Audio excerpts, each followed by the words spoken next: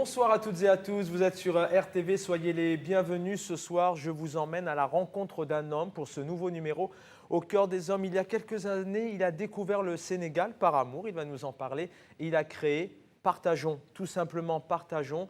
Il voyage entre Paris, Dakar, Dakar-Paris et son objectif, c'est tout simplement offrir du bonheur, offrir des sourires aux enfants du Sénégal. Bonsoir Jean-Christophe Issa Verdier. Bonsoir Chaban. Bienvenue à vous. Merci. Merci d'avoir accepté cette invitation. On se connaît depuis quelque temps maintenant et j'avais vraiment envie de vous recevoir parce que vous avez… Alors pour vous, c'est vrai que ça peut paraître simple, mais je trouve que vous avez un parcours assez particulier. Alors on va y revenir parce que vous n'aimez pas spécialement ces termes. Mais alors d'abord, je rappelle que vous êtes français, d'origine donc du pays du vignoble, Bergerac, précisément. Alors vous avez deux prénoms, Jean-Christophe et Issa. Vous êtes converti il y a quelques années. Il est vrai que je me suis converti il y a quelques années, donc j'ai choisi Issa. Mais je tiens à garder Jean-Christophe Issa parce que Jean-Christophe, c'est le prénom qui m'a été offert par mes parents et donc en leur mémoire, et je le garde à vie. Voilà. Alors votre particularité, c'est que vous parlez de tout. Vous me le disiez encore lorsqu'on a préparé ce petit moment autour d'un café. Rien n'est tabou avec vous. Votre conversion, c'est… D'ailleurs, vous ne savez pas pourquoi, je crois. C'est tout simplement pour vous sentir mieux ou être… Je pense que la religion, ça appartient au privé, donc j'avais ce besoin d'aller vers l'islam, donc voilà, je l'ai fait tout simplement. Alors, lorsqu'on s'est rencontrés il y a quelques temps déjà, vous pourriez faire autre chose. Ce qui m'a frappé chez vous, c'est cette générosité qui, à mon sens, dépasse des limites. Vous pourriez vivre autrement, vous pourriez vivre tranquillement et correctement, sauf qu'aujourd'hui, vous avez envie d'offrir des moments de bonheur, des moments de sourire. Vous avez créé Partageons et je rappelle que vous êtes tout seul. Oui, enfin, je suis seul, je ne prends pas de dons, je n'ai pas de subvention parce que j'y tiens. Je pense qu'il faut être transparent dans la vie. La plupart des associations, c'est souvent du vol organisé. Voilà, donc moi, je veux une totale transparence. Et voilà, mais il est vrai que j'ai créé Partageons parce que quand on est dans un pays où il y a une grande précarité, misère sociale, je pense qu'on doit être utile. Après, je ne juge personne. Alors le démarrage de tout ça, vous tombez amoureux du Sénégal il y a quelques années, par amour d'ailleurs, grâce à votre femme aujourd'hui. Je suis tombé amoureux du Sénégal, mais c'eût été le Cameroun ou le Bénin, c'était pareil. Mais il est vrai que j'aime le Sénégal. Les gens sont chaleureux, sont solidaires. Un peu comme dans tout le continent, surtout le continent africain, je pense. Ouais.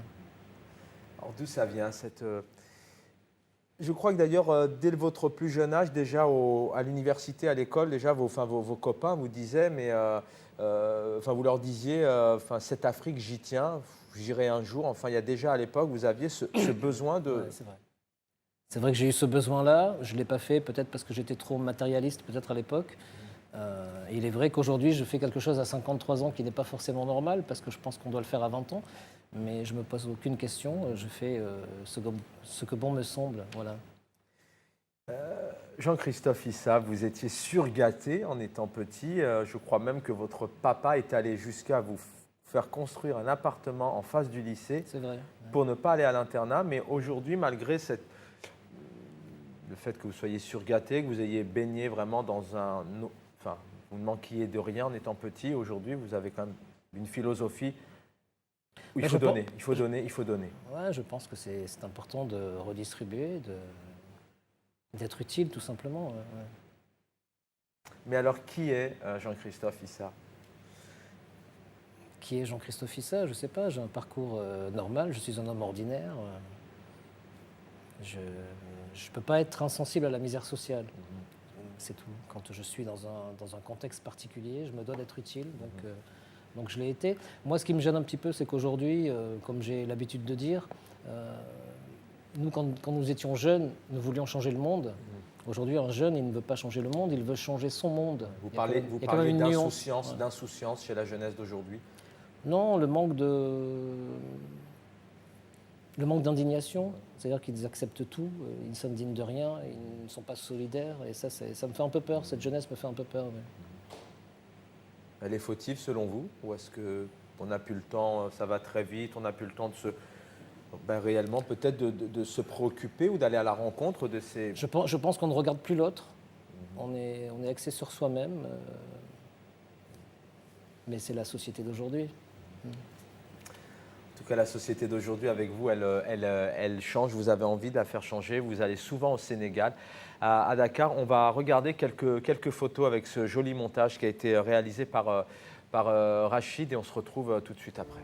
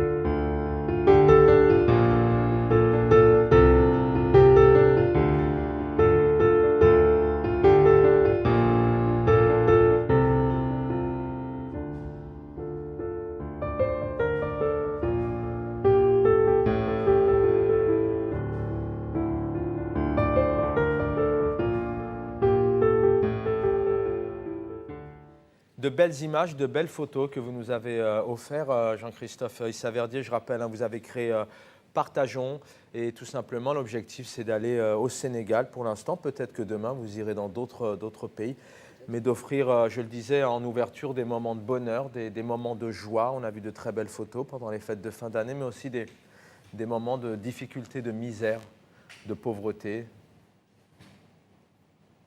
C'est des moments qui vous touchent, que vous gardez. Oui, forcément. Ouais.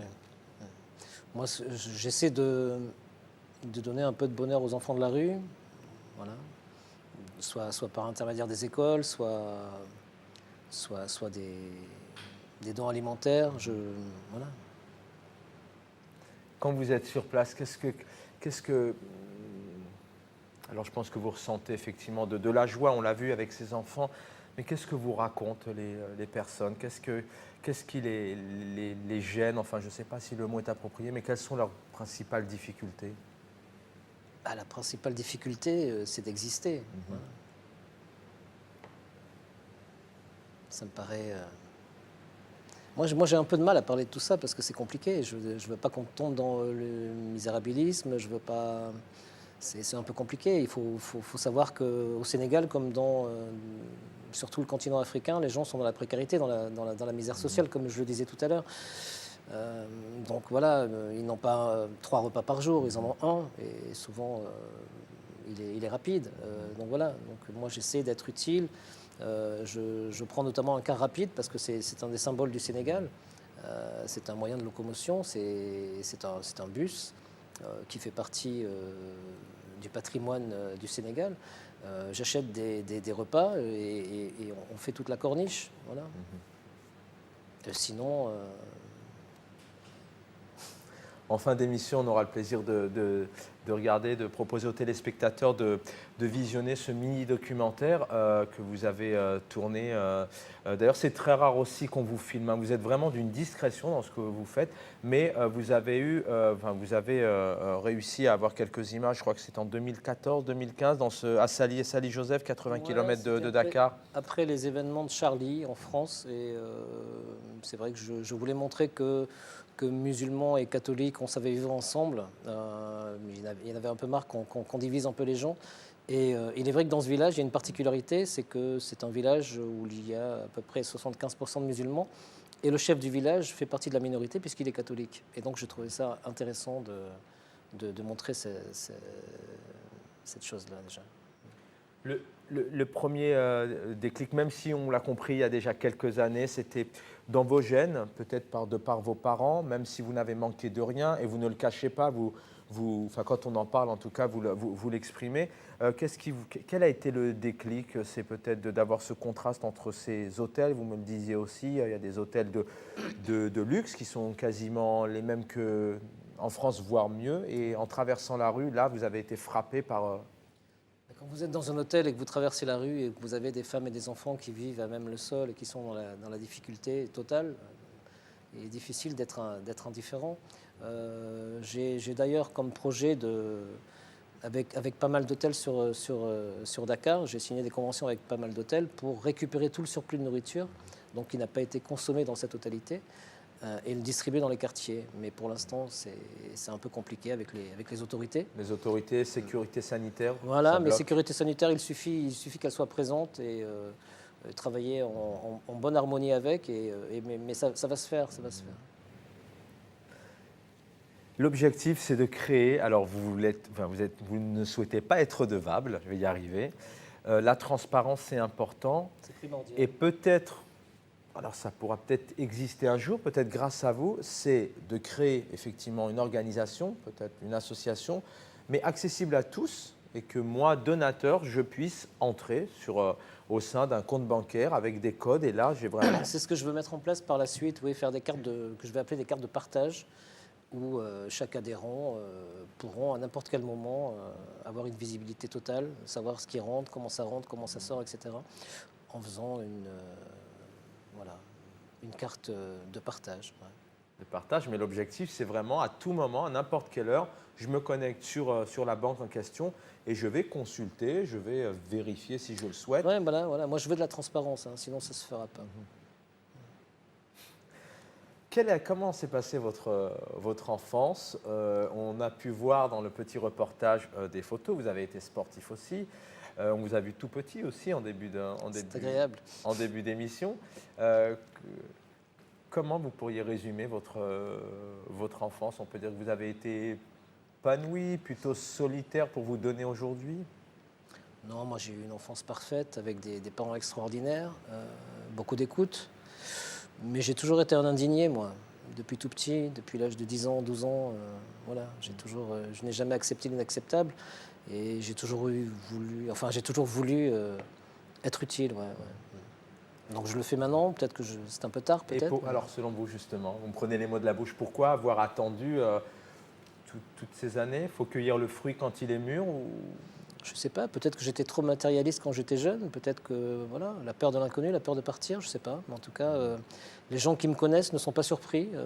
J'ai rencontré des amis que je n'avais pas vus depuis très très longtemps. Ils m'ont dit « Ah, enfin tu l'as fait !» Parce que donc, je devais leur en parler depuis tout petit. Et c'est vrai que j'ai un attrait particulier avec le continent africain. Pourquoi, je ne sais pas. Mais en tout cas, il est présent, il m'envahit. Ouais. Et je ne me sens bien que là-bas.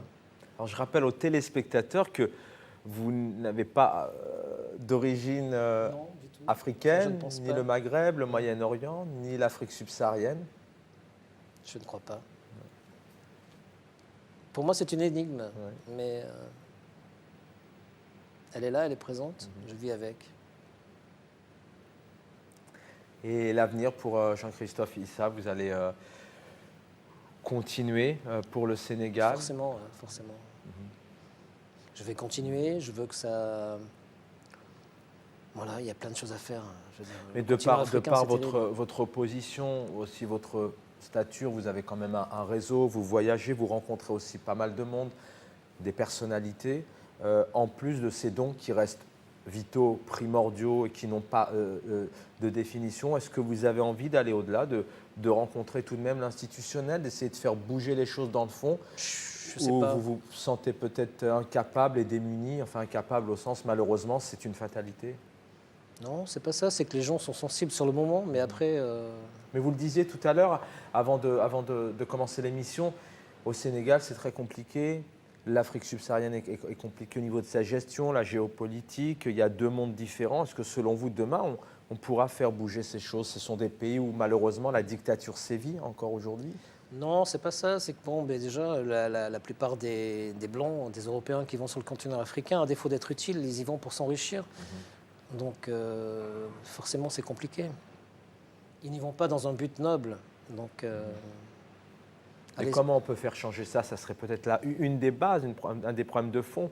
Ça, c'est l'humain qui va le décider. Mais l'humain, aujourd'hui, il n'a pas envie d'être utile, il n'a pas envie d'aider, il a envie de s'enrichir, il a envie de changer les choses, mais par rapport à lui-même. Donc c'est compliqué. Aujourd'hui, vous le dites, vous vivez correctement. Y a-t-il une activité professionnelle que vous auriez aimé peut-être faire, dans laquelle vous auriez aimé vous donner? Oui, moi j'étais très proche de m'investir dans le basket pour avoir une aventure humaine, pour être président d'un club, ça s'est pas fait. C'est un souhait, c'est toujours d'actualité. C'est pas forcément d'actualité aujourd'hui, parce qu'il est vrai que le continent africain vous change. Et tout ce qui est ambition personnelle, je pense qu'on les laisse un peu de côté. Mais on en parlait de ça, de cette envie tout de même de peut-être d'organiser, parce qu'encore une fois, même si vous souhaitiez, vous avez peut-être toujours envie, ou ça va peut-être venir encore avec le temps de pouvoir récupérer en tout cas peut-être un club, mais il y a toute une organisation encore une fois. Vous m'en parliez de fond, avec un encadrement, avec de la formation. Oui, il y a pas mal de choses à faire, ouais, ça c'est sûr. Chez Jean-Christophe Issa-Verdier, l'objectif, ce n'est pas de racheter un club, pour parler un peu rapidement, pour racheter un club. C'était vraiment, encore une fois, de proposer quelque chose de profond. Oui, c'est pour changer les choses en profondeur. Ouais. Lesquels, par exemple? Ne serait-ce que par rapport au basket, je pense qu'il serait quand même intéressant d'avoir une structure plus élaborée, avec 2 managers, par exemple, un manager général et un manager sportif, parce que ce n'est pas le même métier, avec un entraîneur, des adjoints de qualité, etc. C'est vrai qu'aujourd'hui, ce n'est pas forcément structuré de cette manière-là en Europe, en tout cas. Merci Jean-Christophe Issa-Verdier. En quelques mots, si vous allez pouvoir tenir 40 secondes, comment vous pourriez vous définir? Je suis incapable de me définir. Je suis, je ne sais pas, est-ce que je suis en mission? Je ne sais pas, mais en tout cas, j'ai quelque chose à faire et je le fais parce que j'en ai besoin. Je pense qu'il faut être utile. J'ai besoin de voir ces enfants qui sont épanouis, qui sourissent, même si quelque part, c'est pas. Peut-être que demain sera difficile, mais en tout cas, le jour J, ça donne une force inouïe, quoi. Est-ce que quelque part cette conversion, le fait de vous être dirigé vers la foi, la croyance, est-ce que ça vous a aidé dans votre chemin de vous donner, d'arriver dans ce pays où quelque part vous auriez pu aussi le faire sans... Je pense que ça m'a aidé, ouais. Je pense que ça m'a aidé. Après, comment, je ne sais pas, mais en tout cas, je pense que ça m'a aidé. Mais encore une fois, c'est un choix personnel, mais ça m'a aidé. Ouais. Merci Jean-Christophe Issa-Verdier d'avoir été avec nous. Je rappelle, il y a beaucoup de sérénité sur ce plateau, mais en général, quand on parle avec vous, il y a toujours autant de sérénité. Voilà, partageons. Je vous invite vraiment à aller sur les réseaux sociaux. Vous avez une très belle page Facebook où vous avez des centaines de sportifs de haut niveau. Vous parcourez aussi la France, l'étranger, pour aller à la rencontre des sportifs de haut niveau. On y retrouve tous les clubs de foot, de basket, de hand. Il est vrai que je sensibilise le monde sportif parce que les sportifs sont très actifs sur les réseaux sociaux et puis je veux une prise de conscience. Je veux aussi réveiller les consciences aussi. Voilà, donc vous pouvez retrouver toutes ces belles photos sur la page Facebook de Partageons.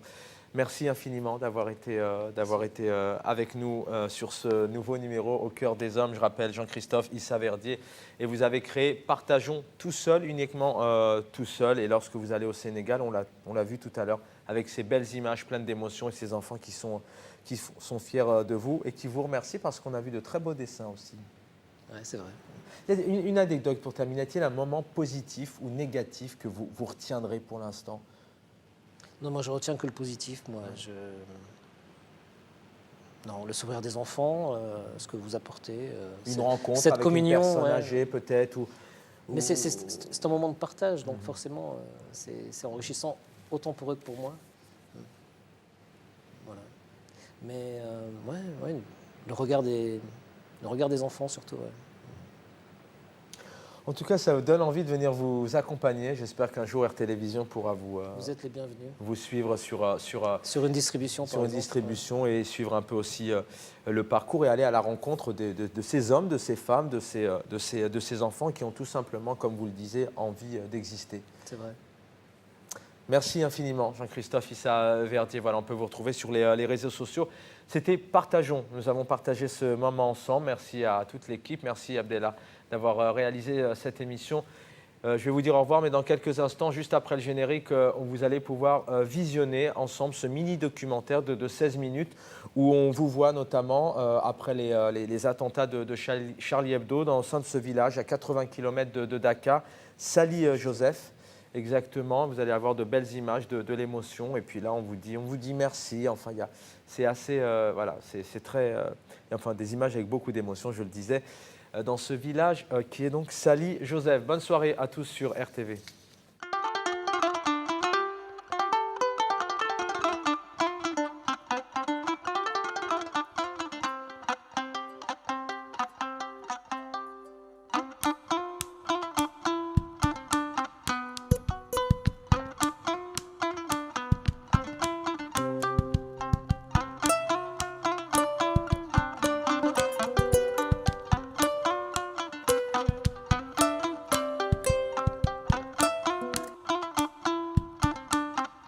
En marge de son association Partageons, Jean-Christophe Issa Verdi a voulu apporter des denrées alimentaires, riz, oignons, pommes de terre, pâtes à tartiner pour les enfants avec ses fonds propres dans un village sérère, Sali Joseph, situé à 80 km de la capitale du Sénégal, Dakar. Après avoir recensé les 120 familles du village où vivent en parfaite harmonie 70% de musulmans et 30% de chrétiens, la destruction put commencer.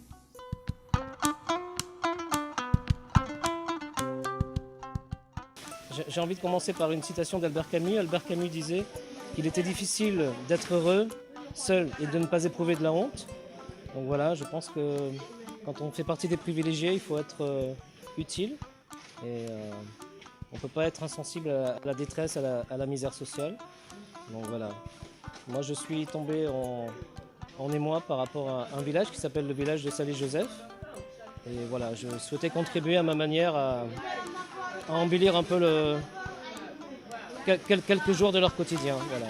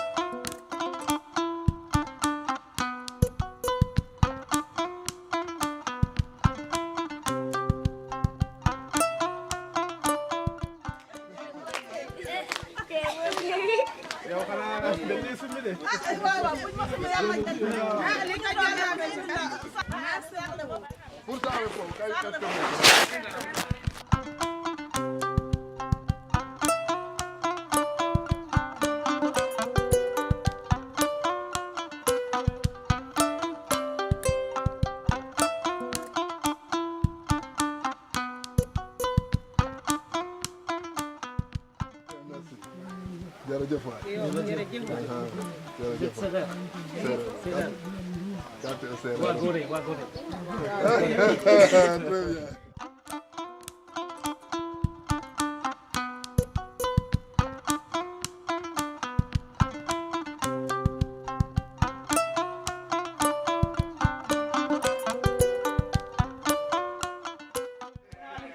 Ok, c'est bon. Très bien.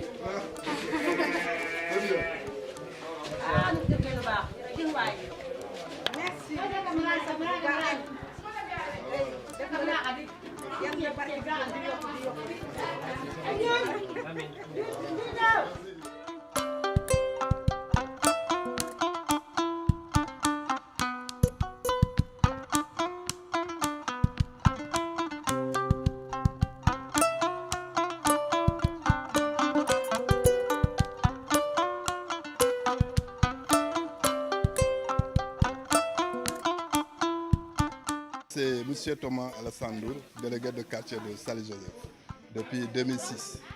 Donc ce village a été créé par Joseph Sen en 1958. Donc c'est pourquoi on l'appelle Saly-Joseph. Alors maintenant, M. Issa est arrivé ici à Saly-Joseph et il est tombé amoureux de ce petit village qui est vraiment habité par que des serrères, un petit peu cultivateurs et éleveurs. Donc quand il m'a appelé la fois dernière, donc il m'a expliqué de ce projet. Donc j'ai été très ému, très content de ce projet parce que depuis que je suis chef du village, je n'ai jamais vu de genre d'aide ici dans le village. C'est pourquoi depuis que je l'ai annoncé aux villageois, donc ils étaient très émus, très contents. Même hier même, il y avait des familles qui m'ont appelé pour me dire est-ce que donc, la cérémonie va être liée ou pas. Donc pour la première fois de l'histoire que je vois ce genre d'aide. Vraiment, c'est tout qu'il le fait personnellement. Alors, il y a eu des associations qui l'ont fait ici à Saly-Joseph, mais pas pour autant. Sincèrement parler, les villages et le villageois sont très satisfaits. Donc, on les souhaite d'avoir une longue vie, une longue santé.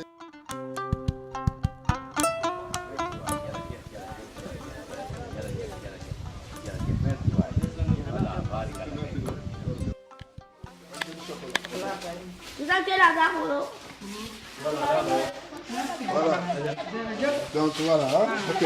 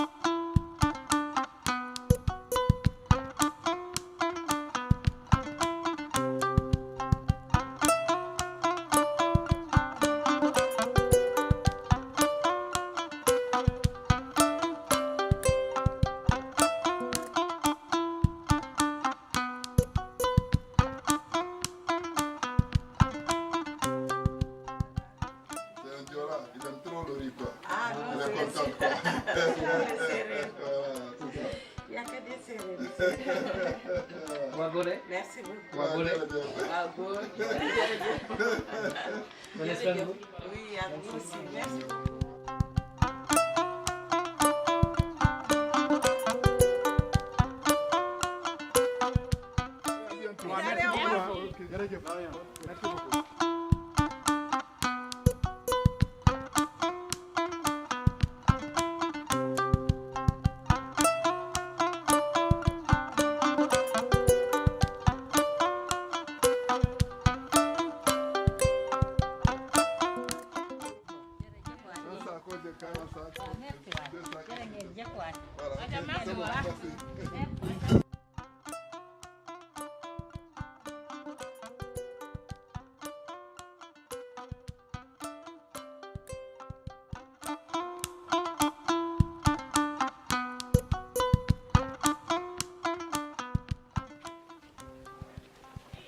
jërëjëf waay yal na leen yàlla fay rek bilaay jërëjëf waay ok papa elle sorti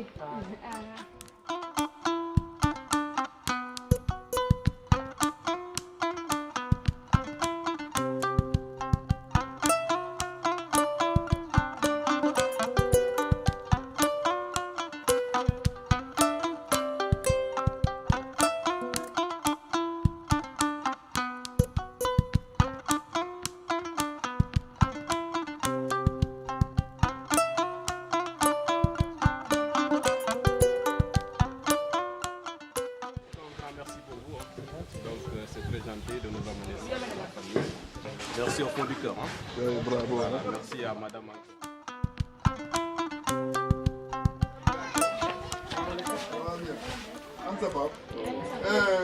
Merci pour le bon geste.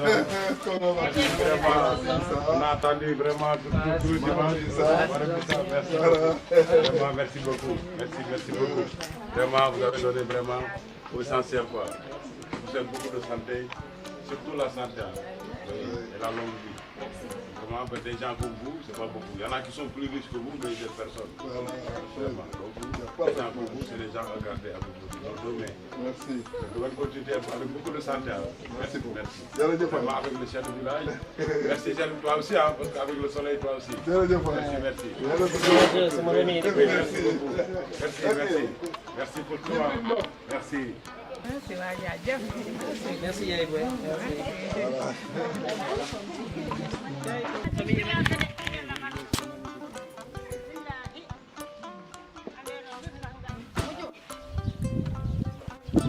Merci, on est très contents. Merci.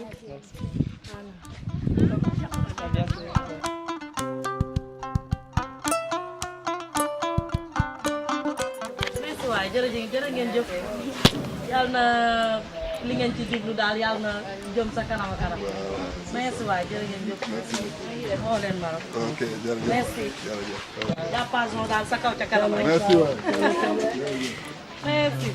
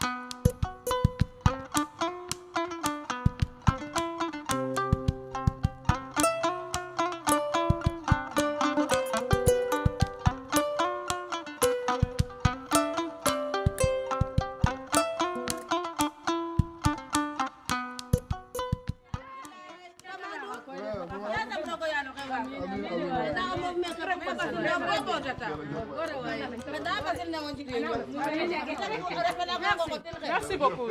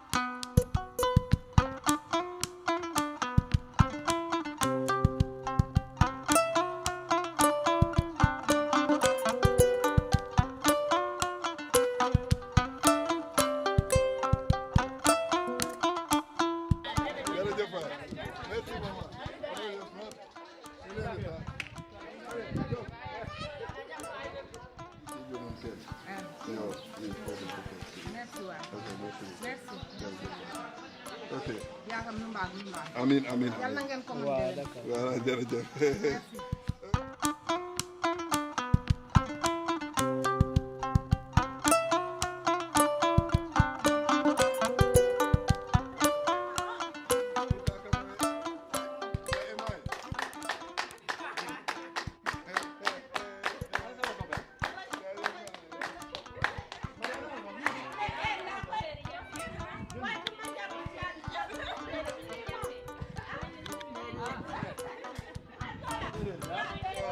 quelle ville?